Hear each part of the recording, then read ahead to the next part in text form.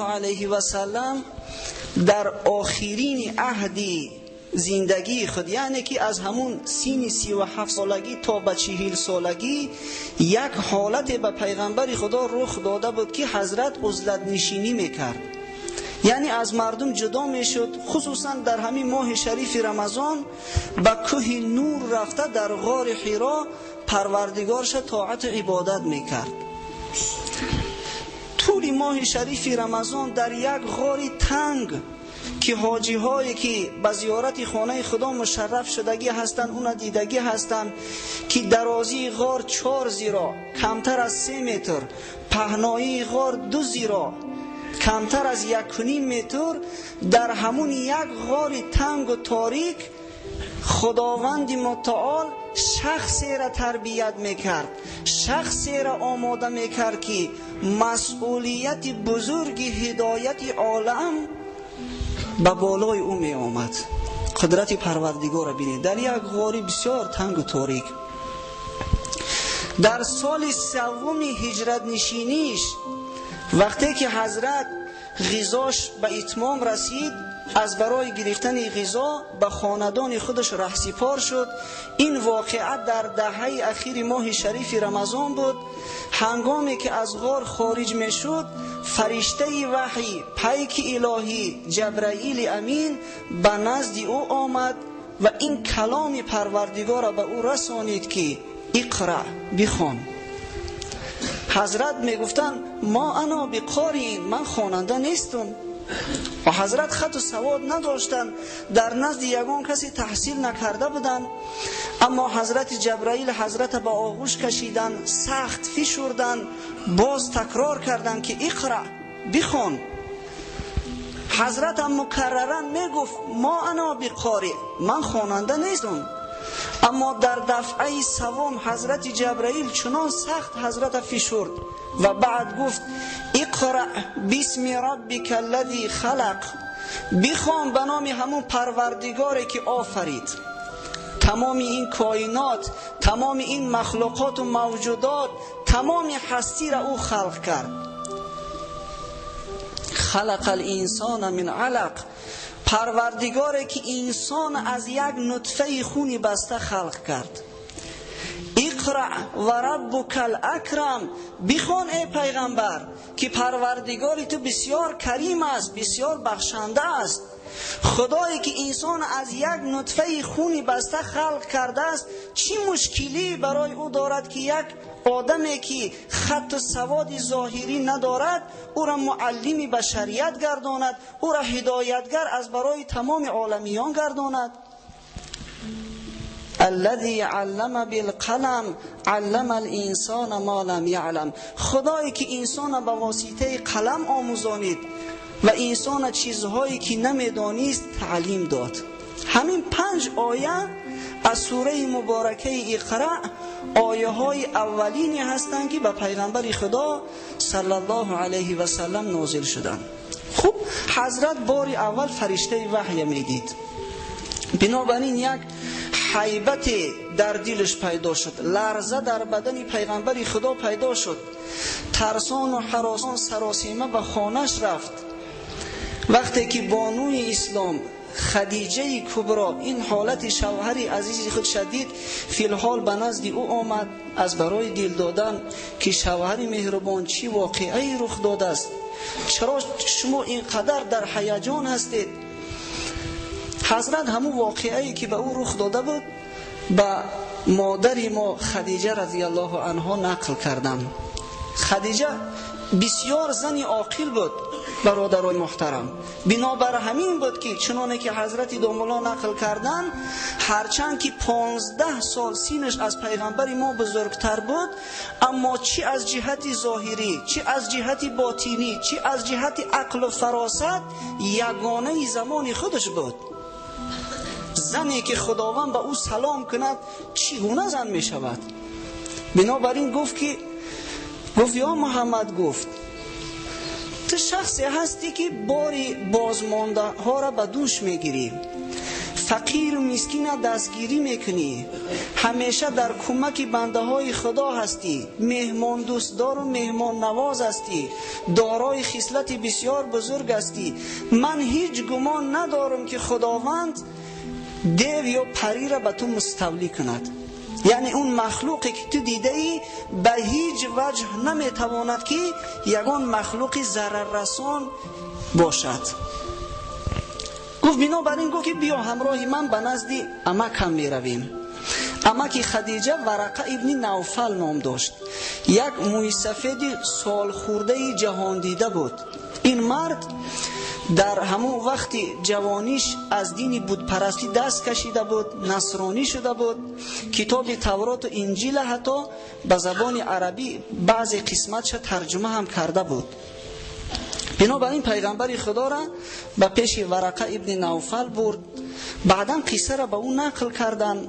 وقتی که ورقه سخنهای پیغمبر خدا را به دقت گوش کرد، گفت که اون مخلوقی که به تو نمودار شد این همون ناموسی هست، همون فرشته وحی هست که به حضرت موسی کلیم الله کلام الهی را می آورد.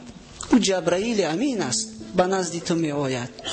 خدیجه گفت این شوهر تو پیغمبر خدا هست، همون پیغمبری موعود هست که پیدا شد. لیکن متاسفانه گفت وقتی فرا می رسد که قوم او به او دشمن می شوند، او را زده از شهرش پیش می کنن به خواری و زاری، قصد کشتن او را می کنن.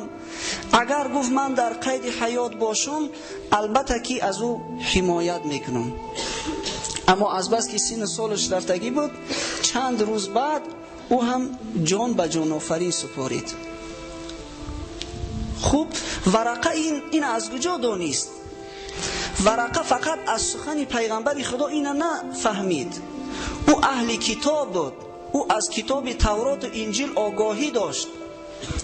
در کتاب تورات و انجیل، همون تورات انجیل پیش از تحریف شدن، پیش از ولادت پیغمبر ما، نام پیغمبر ما صراحتاً در اونجا ذکر شده بود. برای ما مسلمان ها همین یک آیه سوره صف کافی است که خداوند از زبان حضرت عیسی نقل میکند که چگونه حضرت عیسی گفتند که بعد از من یک پیغمبر می آید، امت خودش خبر کرد به نام احمد. در همین کتابای تورات و انجیل تحریف شده امروزه هم این مردم نصرانی و یهودی تا حال کتابای خودشون تحریف میکنن. تا حال مثلا ما در ترجمه کنن همون عباره اصلی عربی را میارند، بعدا ترجمه را از پسش میارن و یگان مترجم دعوا نمیکند که من 100% کلام خدا را ترجمه کردم. این ناممکن است. میگن ما ترجمه تحت لفظی، ترجمه معنوی کردیم. اما این نصرانی ها پایبند این چیز نیستن. اینا افتخار میکنن که از همه کتاب آسمانی که به زبانهای گوناگون ترجمه شده است همین بیبلیای ما هست، به تمام زبانها ترجمهش میکنن. در هر ترجمه یک چیز علاوه میکنن، یک چیز دیگرگون میکنن. تا حال همون کتابای الهی در خیانت میکنن و تحریف میکنن. لیکن با وجود این در همین کتابای تحریف شده امروزه نشانه های پیغمبر ما در همون کتابا هست. مثلا کسی که اگر اطلاع بیشتر خواهد پیدا کند به کتاب رحمت الله کیرانوی مراجعت کند، یک عالم هند که در عصر 19 همین درباره نشانه های پیغمبر ما در کتاب تورات و انجیل کتاب نوشته است. در زمانی که انگلیس ها مبلغای نصرانی را به عالم اسلام پهن کرده و میخواستند مسلمانان را نصرانی کنند، این مرد خدا رحمت الله کیرانوی کتاب نوشت که مسلمانان بخوانند و بتوانند که با اهل کتاب مباحثه کنند، از دین خود دفاع کنند. یا اینکه با کتابای احمد دیداد هم از همون رحمت الله کیرانوی فراوان ذکر میکنند. از اون کتابا استفاده بری اگر اطلاعی بیشتر بخواهی. بنابراین حضرت این ورقه ابن نوفل میدانست که نام پیغمبر آخر زمان محمد است. عاقبت در همین بلاد حجاز پیدا می شود. بنابراین وقتی که این سخن از زبان پیغمبر شنید، فی الحال قبولش کرد که او پیغمبر آخر زمان است. خب از بین چند وقت گذشت، دیگر وحی به پیغمبر نازل نمی شد. اینو در اصطلاح مورخا به نام فترت وحی ذکر میکنن. چند زمانی به پیغمبر خدا وحی نازل نشد. شاید یک حکمتش همین بود که خداوند خواست که پیغمبرش آرام شود، همون حیبت و سختی که در بار اول وحی به اون نازل شده بود از او دور شود و حضرت منتظر وحی شود. بنابراین چندین وقت به پیغمبر خدا وحی نازل نشد که حتی بعضی ها گفتن چند سال وحی نازل نشد که این سخن نادرست است. قول دقیق تر همین است که چند روزه، تخمین 10 روزه به پیغمبر خدا وحی نازل نشد. خداوند بنده خودش آماده کرد و روز 1 شوال وقتی که ماه رمضان سپری شد و حضرت بار دیگر از غار حرا خارج شد، میخواست که به خانه خودش رود، یک آواز به گوش پیغمبر خدا رسید. اینا در حدیث خود رسول اکرم صلی الله علیه و سلم بیان میکند که به پیش نظر کردم چیزی ندیدم، از پسی پشت چیزی نمودار نبود.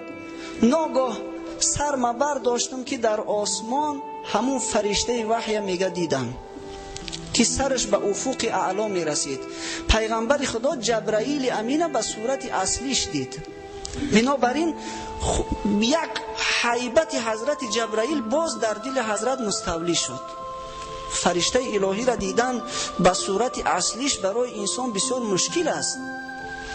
یک مثلا بعضی موجوداتی که به چشم ناعیان هستند، این دیو پری و عجینه را انسان میبینه لرزه در اندامش میگیره. چی گفته میشود در حق مخلوقی که فرشته مقربی که 600 پر داشت، به یک پرش قادر است که همین زمین ما را چپگردان کند.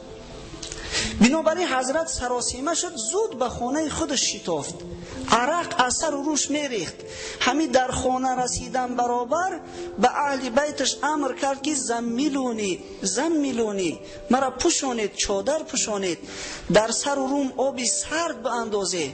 آبی خونو که در سر و روش می انداختن، تسب و تبی پیغمبر خدا بلند شده بود در زیر چادر. در همین وقت بار دوم به او وحی الهی آمد.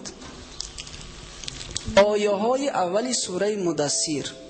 خوب، اولا یک چیز برای شما بیان کنیم که این قرآن هر سوره به طریق گوناگون نازل شدگی است. مثلا بعضا سوره اقرا چند آیتش نازل میشد، بعضا میشد از سوره مدثر یا سوره مزمل نازل میشد. همینا را خودی پیغمبر خدا جابجا میکرد که این آیه ها از فلان سوره است، این آیه ها از فلان سوره است. و دیگرش این که وحی گوناگون می شود. بعضا می شد که مثلا فرشته وحی به صورت اصلیش اومده وحی الهی را به پیغمبر خدا می رسانید. بعضا می شد که فرشته الهی یگان صورت آدمی را می گرفت به مانند انسان که حتی دیگر کسا او را می توانستن بینن، وحی خدا را به او می رسانید. بعضا می شد که وحی الهی در دل پیغمبر خدا آواز می انداخت به واسطه فرشته. و از همه نوعی وزنین ترینش همین نوعی سومش بود که وحی الهی به واسطه فرشته به الهام الهی در دل پیغمبر خدا جرنگاس میزد. در این حالت پیغمبر خدا را تب و تابش بسیار بلند میشد. حتی صحابه ها نقل میکنند که در همین حالت اگر به حضرت نزدیک میشدیم، پای ما وقتی که به حضرت میرسید از همون شدت طاقت نمیکردیم، پامون از او جدا میکردیم. به همین طریق آیه های اولی سوره مدثر به پیغمبر خدا نازل شد که یا ایها المدثر، ای مردی گلیم پوشیده، حق تعالی بگفت قم فانذر، برخیز که وقتی آرام و راحت رفت، وقتی آسایش گذشت، فانذر، بنده های خدا را از عذاب خدا بترسان، قیامت آمدنی هست. و ربک فکبر، پروردگار خود را به بزرگی یاد کن. و ثیابک فطهر، لباسهای خود را تازه و پاکیزه نما. و رجز فهجر، از پلیدی و از نجاست خود را دور کن. ولا تمنن تستكثر. وقتی کار خوب میکنی، وقتی احسان به بنده های خدا میکنی، از اونها انتظاری بیشتر نشو، یعنی پاداش خوبی را از غیر خدا نخواه. ولی ربک فاصبر، و به خاطر پروردگارت صبر کن. این آیه ها بار دوم به پیغمبر خدا نازل شدند. خوب در این آیه ها حق تعالی به پیغمبر خودش چی ابراز کرد؟ اولش این که گفت وقتی آرام و راحت رفت، وقتی فعالیت آمد، از همون زمان تا به بعد طول 23 سال دیگر حضرت دیگر آرام و راحت ندیدن. دیگر فقط زحمت میکشیدن، دعوت میکردن، دیگر به پاکیزگی مردم دعوت میکردن. و آیه آخرینه که به پیغمبر خدا امر کرد ولی ربک فاصبر، در اینجا هم حضرت هشدار کرد که البته در وقتی که تو دعوت کنی مردم دشمنی تو میشوند، به تو زحمت میرسانند، مشقت میکشی، اما به خاطر پروردگارت صبر کن.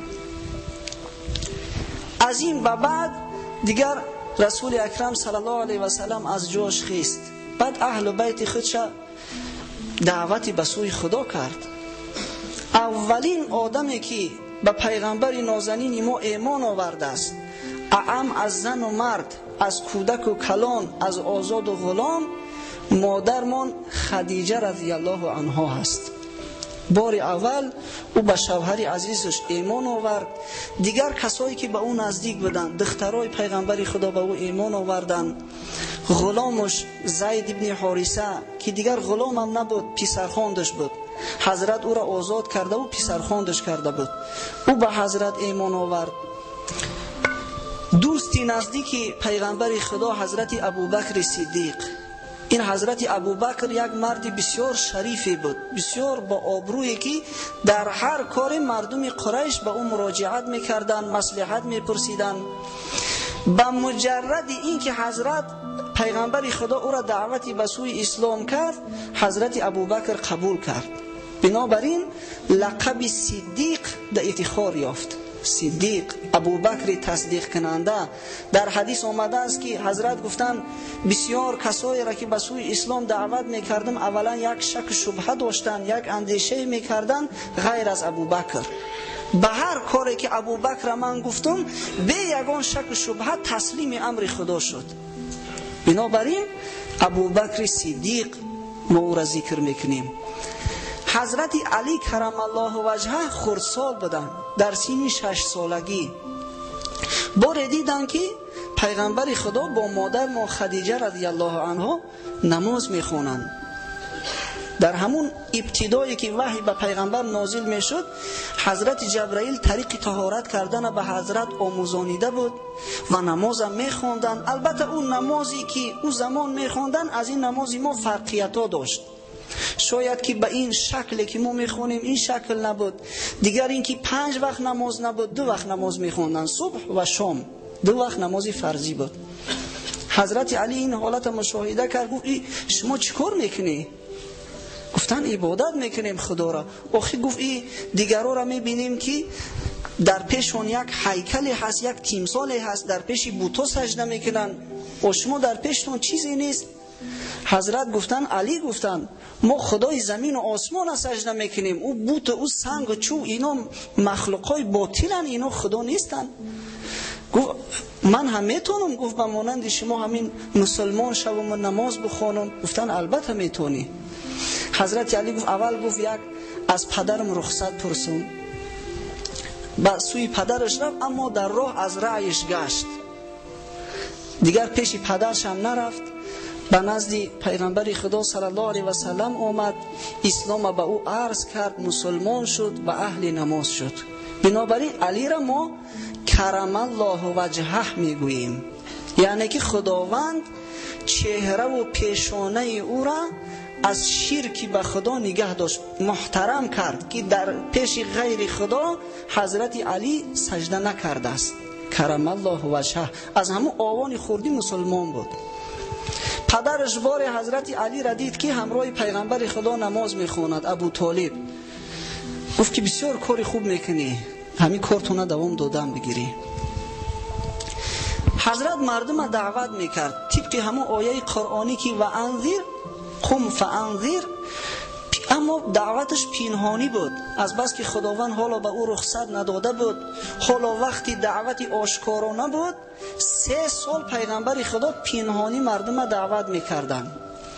اکنون این پنهانی به حد نبود که یگان کس خبردار نشود. البته که این آوازها پخش شدگی بود، مردم مکه از این واقعه خبر داشتن، اما صراحتا در مجلس های قریشی ها و در معرکه هاشون اونها را دعوتی آشکارا نمیکرد. به علاهیدگی هر یکیش به سوی اسلام دعوت میکرد.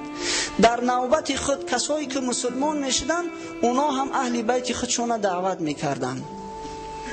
مسلمانای اولینی که در همون زمان اسلام آوردن دوست حضرت ابوبکر حضرت عثمان بود. حضرت ابوبکر دوستای زیادی داشت که تمام اونها را مسلمان کرد. حضرت عثمان، حضرت عبدالرحمن ابن عوف، سعد ابن ابی وقاص، شخصیت‌های ابرمرد اسلام که نامای اینا را همش شما شنیدگی هستی. طلحه ابن عبیدالله، زبیر ابن عوام، جعفر ابن ابی طالب برادر حضرت علی، اینا همه مسلمان شدن. یعنی دعوت اسلام از این کار حضرت ابوبکر صحابه های اولین دانسته می شود که خاص برای نماینده های دین، برای پیغمبرها و ملاها نیست. این مسئولیتی همه هست. یکی از اصول دین ما امر به معروف و نهی از منکر است. همه ما وظیفه داریم که اهل بیت، یار و رفیقا، همکاران، کسانی که به اونا و میخریم، اگر اهل نماز نباشن، اگر اهل اسلام نباشن، اونا را دعوتی به سوی اسلام کنیم، چگونه ای که حضرت ابوبکر و دیگر صحابه ها میکردن. در همین طول 3 سال که دعوتی پنهانی میرفت، طبق بعضی از آماری که مؤرخا و محققا در کتاب آورده اند، 130 نفر از مرد و زن مسلمان شدند. بعضیشون قریشی بودن، بعضی ها حتی غیر قریشی بودن، به مانند عبدالله ابن مسعود که او قریشی نبود. بعضی غلاما و کنیزا اسلام قبول کردند و از همه مسلمانای سرسپرده اسلام معلوم شد که باز همینا هستند، به مانند بلال حبشی، صهیب رومی. 130 نفر، شاید که در نامهای بعضی ها اختلاف است، از این کمتر باشد یا از این زیادتر باشد، در طول همین 3 سال فعالیت به هدایت رسول اکرم صلی الله علیه و سلم مسلمان شدند. بعد از این خداوند آیه دیگر را نازل کرد.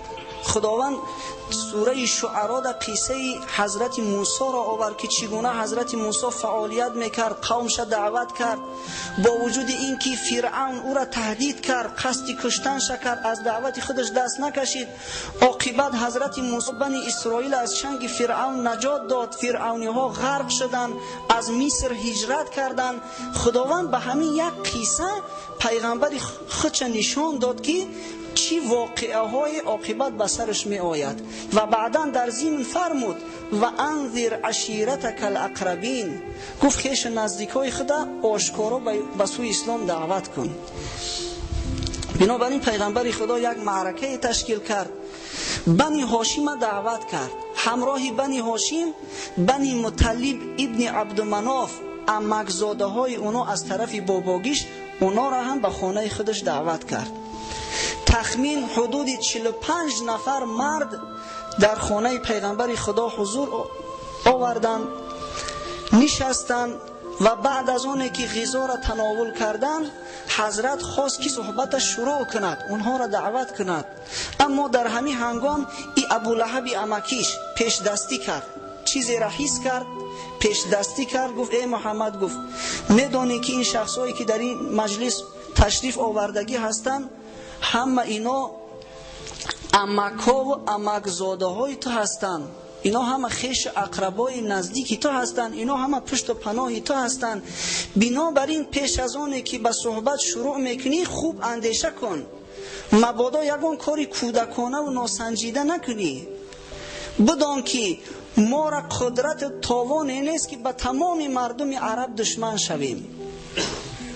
و اگر همین کار تا دوام دادن گیریم ما با تو هستیم، اما اگر کاری کنی که تمام عرب دشمنی ما شوند ما از رو میگردونیم. این کار نکن که در بالای قوم و قبیلت یگان بلا و آفت نیار.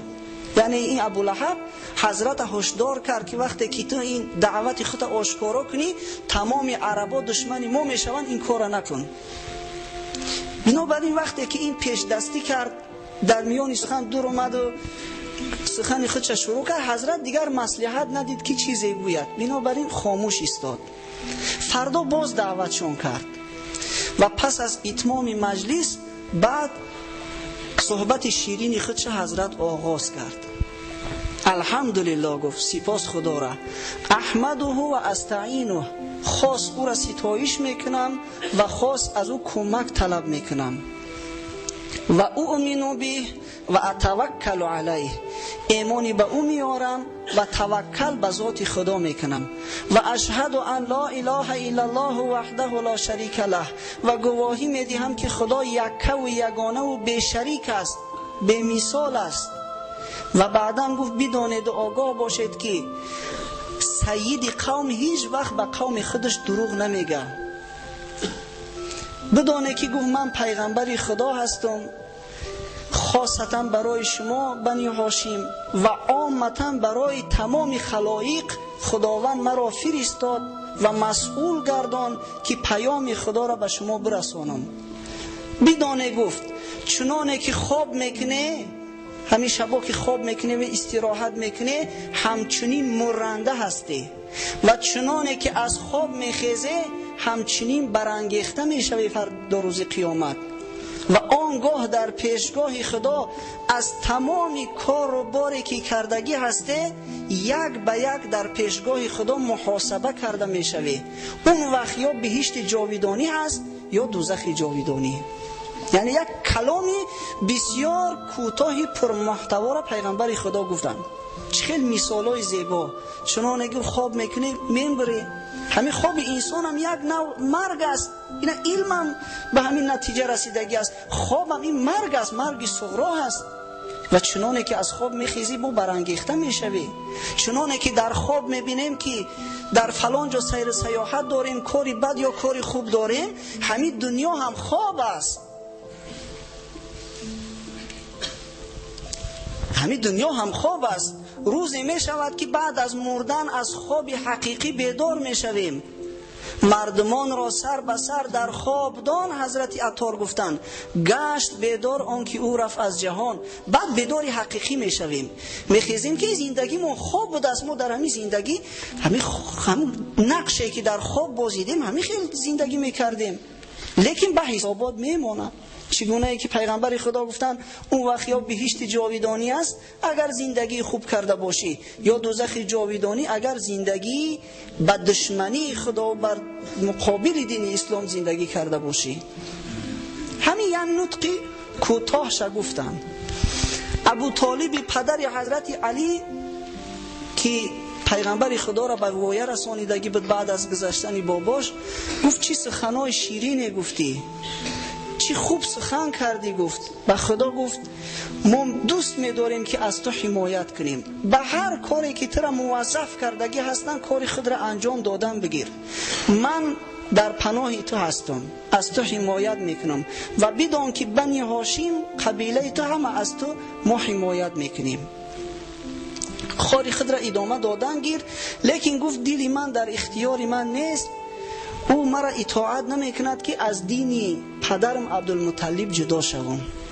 یعنی ابو طالب هرچند که اسلام قبول نکرد اما آمادگی خودش از دفاع پیغمبر خدا اعلان کرد. اما این ابولهب باز سخن شروع کرد، گفت به خدا گفت بسیار کاری بدی کردی، گفت این را اجازتش ندیه که اگر این کار کنه تمام مردم به ما دشمن میشوند، یگان بلا و آفت به بالای ما می آید. اما ابو طالب گفت که کار تا دوام دادن بگیر، پروا نکن، مادامی که من هستم به یک تار موی تو یگان زیانی نمی رسد. وقتی که حضرت این سخن از عمکش ابو طالب شنید، فردای همون روز صبحی بر وقت به بالای کوه صفا شد. در یک تپه بلندترین کوه صفا با آوازی هرچی بلندتر صدا داد که یا صباحا یا صباحا. این یک ندای بود که وقتی که یگان دشمن میخواست به مکه مکرمه هجوم کند یا یگان سیلی می آمد، یگان آفتی می آمد، همچنان کسی که خبر داشت از همون بلندی آواز میداد و مردم خبر میکرد. وقتی که این ندا را کرد بعضا قبیله ها را به نام ذکر کرد: ای بنی عدی، ای بنی فهر و ای بنی مطلب و ای بنی عبدالمطلب.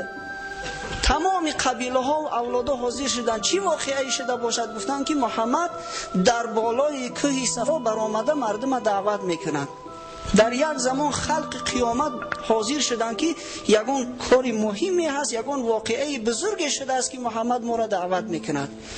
مردم زیاده در دامنه کوه جمع شدند. گفتند که چی واقعی شده است؟ حضرت گفتند اگر حاضر من به شما بگم که از پسی همین کوه یک لشکری جرار خونریز میخواهد در بالای شما هجوم کند، شما مرا قبول دارید؟ باور میکنی؟ گفتن البته باور میکنیم.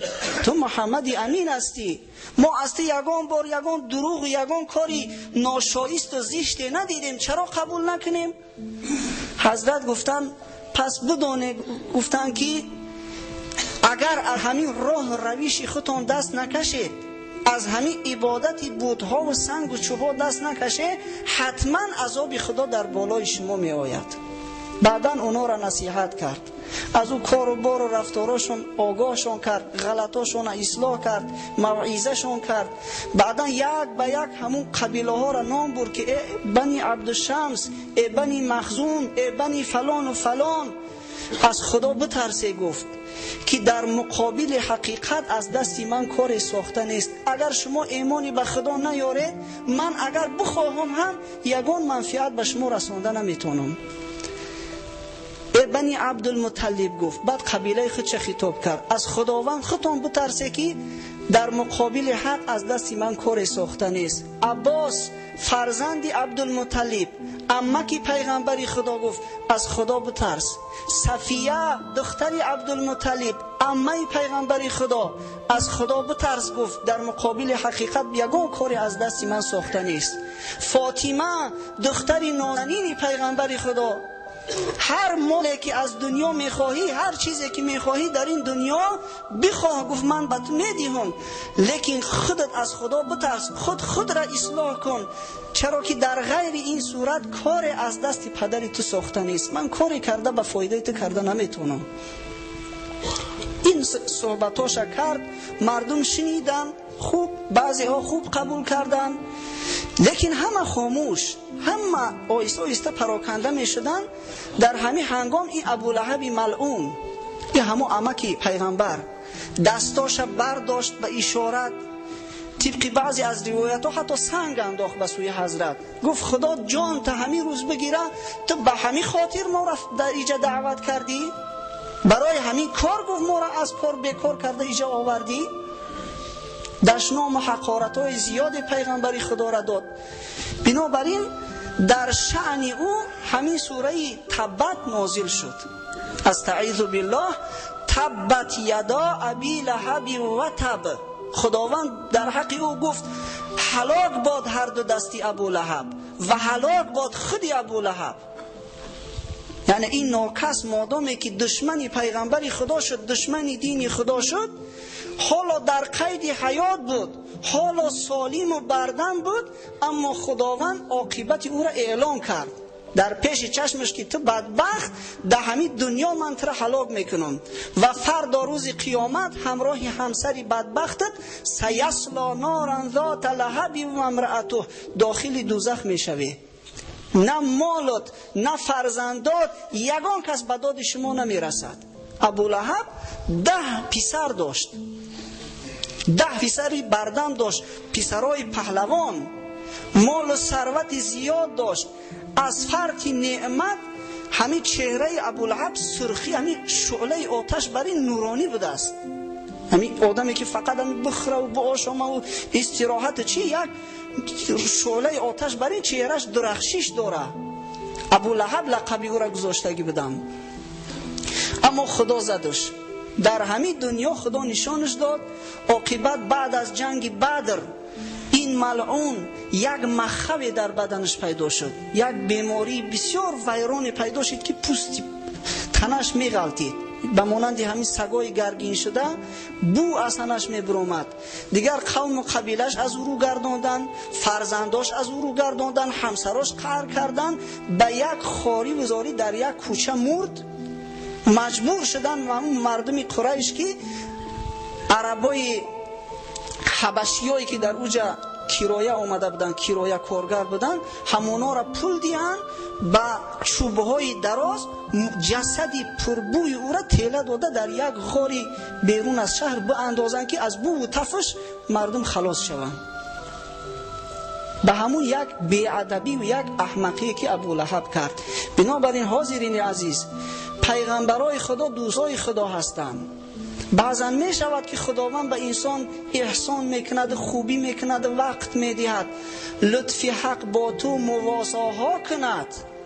لطف حق انسان مهلت میته. بعضی کافرای سرسختی هستن، خدازده هستن که در همین دنیا مهلتش میته که ما حیران میشویم که خدازده را برای چی خدا در این دنیا نمیزنه؟ زان که از حد بگذری رسوا کند. بعد از حد که گذراندی مهلت داد که خود با عذاب خود دهچن کنی. بعد یک باره که گرفت دیگه خلاصی نداری، دیگر پشیمانی فایده نداره به مانند فرعون. این سخن از چی جهت میگم؟ چرا که بی‌ادبی ها بعضا دیده می شود، چی در شأن دیگر پیغمبران، چی در شأن پیغمبر ما. یک دیوان اوضاع گفته است که در زمان پیغمبر خدا لزوه ژیلت نبود وگرنه ریشوش میتراشید. اینا همین اگر ملایم کرده احتیاط کرده گوییم این بی‌ادبی هم نیست، این بالاتر از بی‌ادبی است. چی کسی زبانش به او اجازت میدهد، عقل فراستش به او اجازه میدهد که در حق پیغمبری که بیشتر از 1.5 میلیارد انسان از جان و مال و زن و فرزندشون او را بیشتر دوست میدارن، همین سخن بگه که لزوه نبده یگانه ریشوش میتراشید. تو بدبخت ای کجا دانستی؟ لزوه یافت، موی سرش تراشید، برای ریشوش لزوه نیافت. نعوذ بالله. یک طعنه زدن بس شکل و صورت چهره پیغمبر خدا هست اگر حقیقت شگیریم. این چنین شخصا را یا در همین دنیا یا در قیامت اگر خودشون اصلاح نکنن و با پیغمبرای خدا دشمن شوند و با دین خدا دشمن شوند، همین تقدیر ابولهب انتظار است. دیگر رسول اکرم صلی الله علیه و سلم دعوت آشکارا را شروع کرد. آشکارا دیگر دعوت میکرد. پس از یک آیه دیگری که حق تعالی به اون نازل کرد که فاصدع بما تؤمر و اعرض عن المشرکین، یعنی حق تعالی گفت که دیگر حقیقت آشکار کن، به کاری که مأمور شده ای اجراش کن و از مشرکا رو تاب. حضرت دیگر آشکارا در مجلس‌های قریش قرآن میخوان، اونا را دعوتی به سوی اسلام میکرد، آشکارا در پیش چشمشون عبادت میکرد. دیگر تمامی کار و رفتار پیغمبر خدا آشکارا شد. دیگر قریشی ها به داد آمدن، بعد دشمنیشون سرسخت‌تر شد که چیکار کنیم؟ این مرد آشکارا دیگر دعوتی به سوی اسلام میکند، آشکارا دیگر معبودای ما را ملامت میکند. خوب اینجا یک ماشینی 9718، اگر کسی که رقم ماشینش 9718 باشه التماس میشه که ماشینش از سری راه بگیره. 9718 و ایام حج هم فرا میرسید. این مردمی همون عرب جاهلی از زمان حضرت ابراهیم شروع کرده خانه خدا را زیارت میکردن، هرچند که زیارتشون مسخره آمیز بود. لوبلیج میکردن، بعضا اوریان در گرد خانه خدا طواف میکردند و بوتا را میگرفتن میبردند روی خانه خدا داخل میکردن، اما عبادت میکردن. بنابراین وقتی ایام حج نزدیک میشد، از تمام منطقه های عربستان مردم عرب برای زیارت خانه خدا می اومدن. بنابراین این مشرکای قریش گفتن یک چاره دیدن در کار، یک کار کنیم که دعوت محمد به دیگر خلقها و قبیله ها نرسد تا اینکه اونا مسلمان نشوند. بنابراین که کافر از عصر میانه شروع کرده چاره اندیشی میکنه و بیکار نیستن، فکر میکنه چیکار کنیم که مسلمانان را تاثیر اسلام کمتر کنیم. این اسلامیزاسیون شده است، مردم همه به سوی اسلام گرایش پیدا کرده است در عالم. چی مکر حیله کنیم؟ تروریستش بگیم؟ با چی کار کنیم؟ با یک نقشه نو در کار، یک نقشه تازه تر در کار. کافر از همون ابتدا در فکر و اندیشه هست که چگونه مردم از اسلام دور کنه. همون مشرکای قریش جاهل بینه که در عصر کهنه زندگی میکردن، در همین فکر شدن. بنابراین به نزد یکی از پیشواهاشون، یکی از دانشمنداشون به نام ولید ابن مغیره آمدن که ولید گفتن میدانی که موسم حج نزدیک است، عربا از تمام منطقه ها می آیند. خب این محمد دعوت آشکارا دارد، این روی راست گشته مردم به سوی دین نو دعوت میکنه. چیکار کنیم؟ چی چاره کنیم؟ یگون نقشه پیشنهاد کن. ولید گفت شما یگون پیشنهادها داشته باشه پیشنهاد کنیم، من یک تاشه انتخاب میکنم. و گفت خیلی بگیم که کاهین است، بگیم محمد کاهین است. کاهین همون روحانی های پیشتره فریبگری که بدن هر چی را دود میدادن رو فریب میکردن. لیکن ولید گفت نگفت این پیشنهاد شما قبول نیست، با این محمد با کاهین یگان مانندی نداره، این دروغی سخن شما معلوم میشوه، یک چیزی بگی به حقیقت نزدیکتر باشه. و گفتن خیلی میگیم که دیوانه ای، نعوذ بالله. گفت نه، با دیوانه هم مانندی نداره. خیلی گفت این دیوانه معلوم است از رفتار و کردارش، این هم نمیشوه، پیشنهاد دیگر کنی. گفتن میگیم شاعره. و شاعرای پیشتره این شعر گفته قبیله به قبیله میگشتند، به همین واسطه زندگیشون میگذروندن زندگیشون. گفتن نه، این به شاعر مانندی نداره، کوئی یگان چیز طلب نداره، چی کاری میکنه از خداوند طلبش داره، از یگان کس مبلغ و مزد طلب نمیکنه، نمیشوه. گفتن میگیم ساحر جادوگر. گفت نه، جادوگرا دم مانندی نداره، این جادوگرا عادتا یک چیز دم میدمن و رشته گره میکنن و دیگر کارهای نامعقولی میکنن، نمیشود. این پیشنهادهای شما نشید. و گفتن خوبه که خودت یک اندیشه کنی، هم پیشنهاد کن، این یگان پیشنهاد ما را قبول نکردی. بعد این ولید فکر کرد چی تهمت کنم، چی کمبودی پیغمبر خدا را بیایم همون کمبودیش از ذکر کنم و مردم هم معن کنیم که از پذیرش اسلام مانع شویم. همین قدر اندیشه کرد. عاقبت بعد گفت میگیم که او سخن آورده است که به مانند سحر، یعنی قرآن در نظر داره، مرد از پدرش جدا میکنه و از همسرش جدا میکنه و یعنی که میگیم ساحر ای، سخنش سخنی بشری ای، سخنی خدا نیست، ساحر ای. هرچند که این شخص ابتدا گفت به ساحر مانندی نداره، وقتی که یگان عیب پیغمبر خدا را ندید بینه که با عاقبت همین دروغ گفت، میگیم ساحر ای. وقتی که از تمام منطقه ها مردم با زیارت خانه خدا آمدن، حضرت هم گفتیم دیگه آرام و آسایش نداشت. شب باشه، روز باشه، سحر باشه، نیمروز باشه، بعضا خودش تنها، بعضا همراه یگان صحابه و دوستش با همراهی ابوبکر یا دیگر دوستش میگشت، قبیله به قبیله میگشت که این مردم من از شما یگان چی خواهش ندارم، فقط خدا را به یگانگی پرستش نکنی، زیناکاری نکنی، خوب فرزندای خودتون زنده به زنده در گور نکنی. همین نصیحت‌ها را پیغمبر خدا به اونها میکرد. لیکن کافرها هم آرام و راحت نداشتن.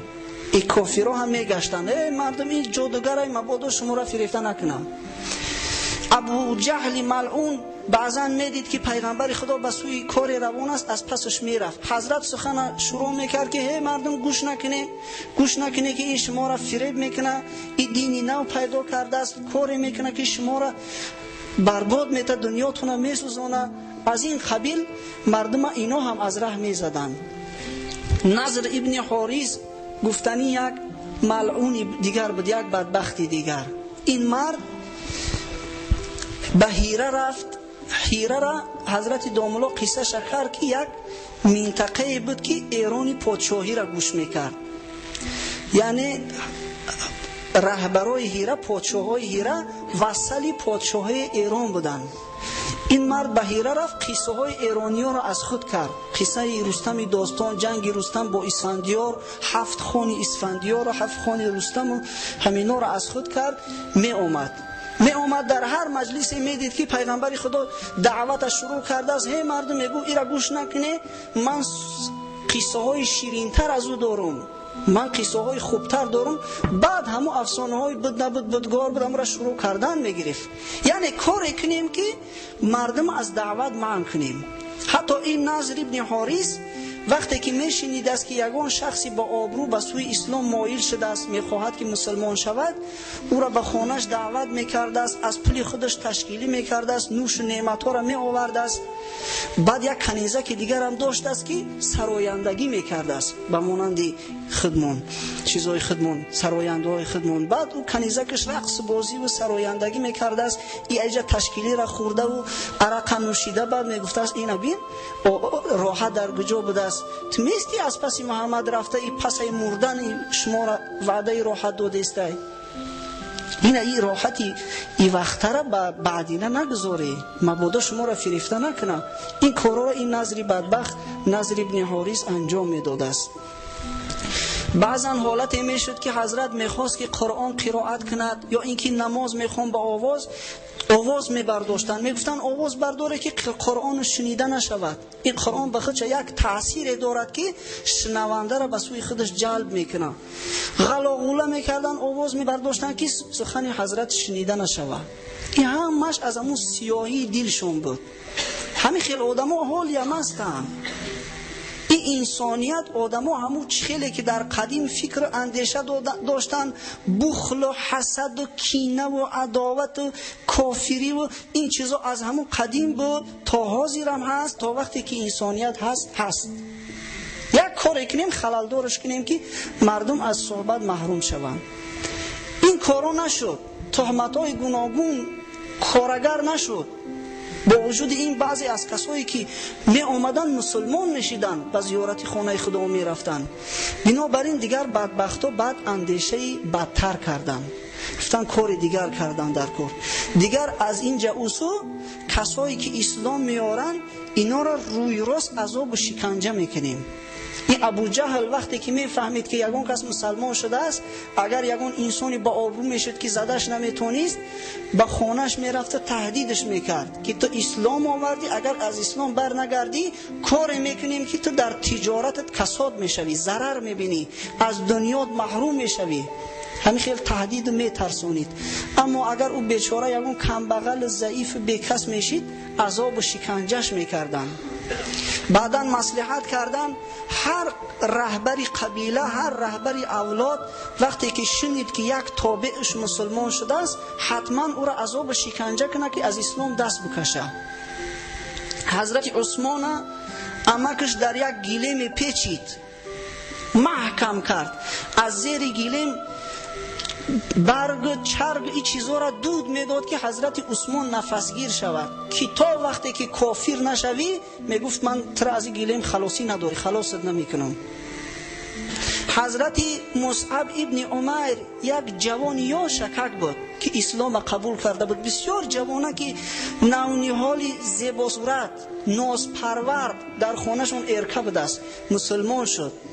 این آچه‌ای که به فرزند باید مهر داشته باشه زد، از خانه پیشش کرد. بیچاره گشنه و تشنه در صحراها و در زیر آفتاب میگشت، عاقبت قاق زد، روش پوست پرتافت به مانند مار برین. همون قدر رنگ صورتش دیگرگون شد که دیگر او را شناخته نمیشد، که تا وقتی که مسلمان نشوی دیگر به خانه تر ره نمیدهیم. خب حالی شخصای آزاد این بود. اما بیچاره غلاما چی حال داشتن؟ غلامایی که در او عصر و زمان غلامداری صاحب غلام از زده میکشت، کسی چیزش نمیگفت. غلام و احوالشون 10 چند سخت‌تر بود. صهیب ابن سینان رومی مسلمان شدگی بود غلام. این بیچاره را همین قدر میزدن همون مردم قبیله شون که از هوش میرفت. بعضا از هوش بیدار میشد، به خود می اومد که حالی هم این خدا زده و زده استیانش. بعضا چیزای از زبانش می برومد که خودش نمیفهمید چی میگه. بلال حبشی قصهش معروف است. این بلال بیچاره را صاحبش امیه ابن خلف بود، یکی از دشمنای سرسخت‌ترین پیغمبر خدا. این ناکس یک ریسمان تنگ در گردنش، بعضا سیم در گردنش میبسته و بعد کشون او را در بالای ریگ میکشوند است و کوه و صحرا به دست دیگرون میداد است که بگردونش. همون بند گردن حضرت بلال میبرید، میزدندش، میبستش و تیاق میگریف، مردنک حضرت بلال میزد، گشنش میمون. به دین محمد کافر شه، لات و عزا را توصیف کن. اما حضرت بلال از دینش نمیگشت، تا به حدی که این ناکس وقتی که آفتاب به حد گرم می شود، نصف روزی آفتاب حجاز چقدر گرمه، با زیر آفتاب ای 50 گرادوس هم بالاتر ای، در زیر ریگو می برد و با پشت می خواباندنش در همون ریگ تفسون. بعد یک سنگ عظیمی دیگر آورده چند کسه در بالای سینه حضرت بلال می گذاشتن. بعد می گفتن که کافر شه، به خدای محمد کافر شه. اما حضرت بلال احد میگفت. بعضا میشد که بیچاره از هوش میرفت. خباب ابن ارد یک صحابی دیگر، این بیچاره را صاحب بدبختش آهنگر بوده است. این آهنگر هم آهنای تفسون میگرفت در پوستش میگذاشت، پوستاش میسوخت که به کافر شه، از دین محمد بر نمیگشت. همون خیل عذاب و شکنجهش میدادن که بعداً از بدنش همون قدر روغن چی میریخت که در زیر آتشش میگذاشتن، آتش بر روغن تنش خاموش میشده. عمار یاسیر هم خودش مسلمان بود، هم پدرش هم مادرش، هر سهش مسلمان بودن، هر سهش هم بیچاره غلام بودن. غلامی بدبختی ابو جهل ملعون، همون غلامی بنی مخزوم. پدر عمار همچنان عذاب شکنجه کردند که بیچاره جان به جان آفرین سپارید.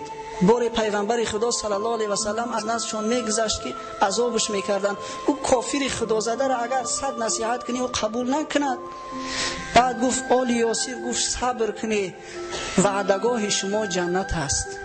بنابراین حضرت در زندگیشان اونا را وعده بهشت داد. عمار بیچاره پدر یاسیر جان سپارید. ابو جهل ملعون به یک نیزه دراز از پیش مادرش زده او را هلاکش کرد، کشتش در پیش چشم فرزندش. یاسیر را گفتن انمی حالی تو هم همی می شود کافر بشه، از اسلام رو بگردان. اما یاسیر نمیگشت. یاسیر همی خیل میزدند و بعضا در بالای ریگ میکشوندنش، در بالای ریگ تفسون. بعضا بالاش میبردند و پاکوبکش میکردند، چوب شپکش میکردن. اما حضرت عمارم یک باره از دهانش همون کلمه کفر برآمده، به اختیار گریان به حضور پیغمبر خدا صلی الله علیه و سلم رسید که یا رسول الله، این ناکسا به حد آوردنم که ناگهانی همین سخن از زبانم برآمد، چی میشده باشد؟ اما آیه قرآنی نازل شد و حق تعالی گفت ایمان اینها مادامی که دلشان بر جا هست، ایمان اینها بر جا هست.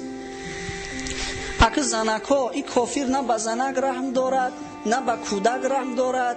این وقتی که انسان میگه بترس از کسی که از خدا نمیترسه، او که از خدا نترسید به قیامت باور نداشت، از دست او بدبخت همه کار میآید.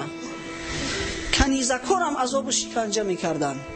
زینیره گفتن یک کنیزه که بود، همین خیل بیچاره را عذاب شکنجه کردیان که روشنایی چشمش از دست داد، کور شید. از عذاب زیاده بیچاره کور شید. بعد با طعنه و ملامتش زدن که لات و عزا گفتن ترا کور کرد.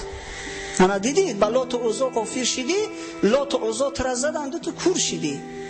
اما همون کنیزک در همون حالتهای سختی و نابینایی گفت به خدا، گفت لات و عزا کردگی نیست، ایره خدا کردگی ای. اما من با امید دارم اگر بخواه خدا با بینا میکنه. فردای همون روز به امر خدا همون زینیره بیناییش یافت، چشماش بینا شد.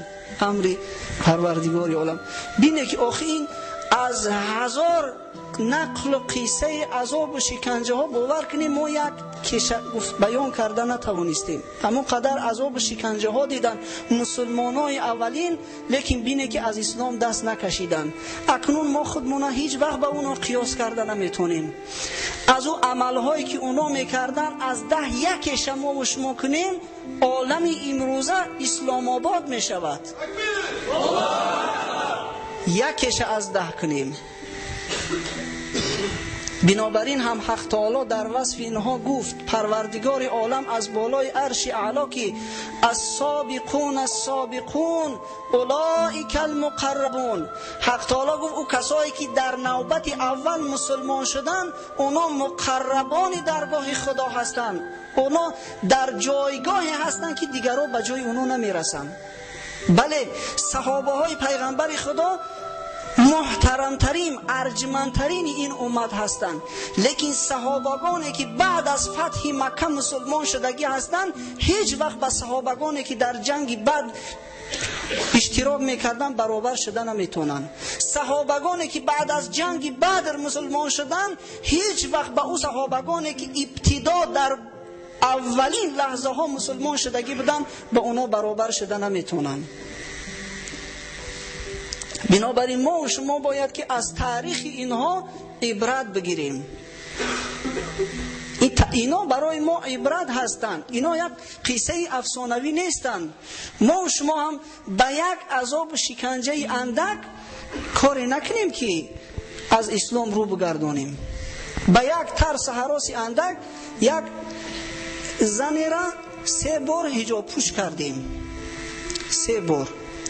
یک بار سطربند به دست، بعد وقتی که زنکا را من میکنن سطرش ایسرش میگیرن، نصیحتش کردیم که اخی خواهر اخی بعد عقل شما را من کردن از جمعه خونی دیگه ای مسلمانی هم منتون کردن بند سطر تا. زنی مسلمان سطر داره، سطر فرضی خدا های. سطر پوش شد، بار دیگر با گرفت، بار دیگر نصیحتش کردیم سطر پوش شد، بار سیوم با سطرش گرفت است. برای چی؟ میترسم یگون چی نشوه خبرای هر خیله اومدیسته. این اگر مسلمانی از این است که حافظ دارد و اگر از پس این روز بود فردای.